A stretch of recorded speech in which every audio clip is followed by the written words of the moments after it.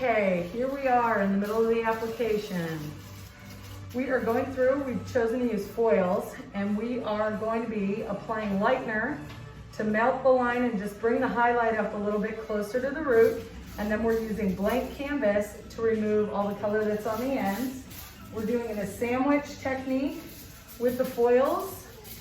And I know some of you are like, ooh, sandwich technique. We are literally taking one packet, putting it underneath, taking the other packet and putting it over the top and making it a sandwich. It is as simple as that. I'm weaving off of the part so that I can make that softer melted connection from the line of demarcation up closer to the root. And I find that with a woven parting, it allows that to be a little more seamless and softer than me taking a sheet or a panel or a section. I just used lightner on the top, and now I'm going to that line and not going over it. You don't want to mix your chemicals. And then I'm applying blank canvas on our sweet green ends that we are now lifting up to our desired silver tone as we are looking to make that lighter. Now I will take a foil and sandwich it over the top and fold it, increase it to keep the product in and the hair controlled. And I'm gonna weave the first 3 packets off of the top to keep that line softer coming out of the root.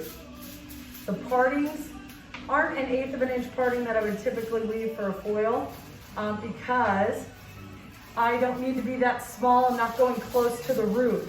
So my partings are a little more 1/4 of an inch, 1/2 of an inch, because I feel comfortable. I'm gonna be able to get product penetrating through that parting. Whoop. And so I've gone ahead and taken a bigger parting to do that. Applying lightner at the root. We're looking to take her, I would say her natural level's at 3. Would you girls agree? Yes. Yeah. Natural level 3, and we are taking it up to pale. The developer we chose to go with today was 30 volume. Megan here was very uncomfortable with 40 volume. She's been on many chat rooms where 40 volume is the illegal movement. Elle and I were very comfortable using 40 volume, but we are gonna support Megan's fears and go step by step. So, you know, for all of you out there in the world, you know, 40 volume is to be respected, absolutely. I make all my decisions on developer on hair analysis. So, fine texture is easier to manipulate, coarse texture is more difficult to manipulate. The example I use for that is dental floss is fine texture. A coarse rope that you would find at a boat, coarser texture.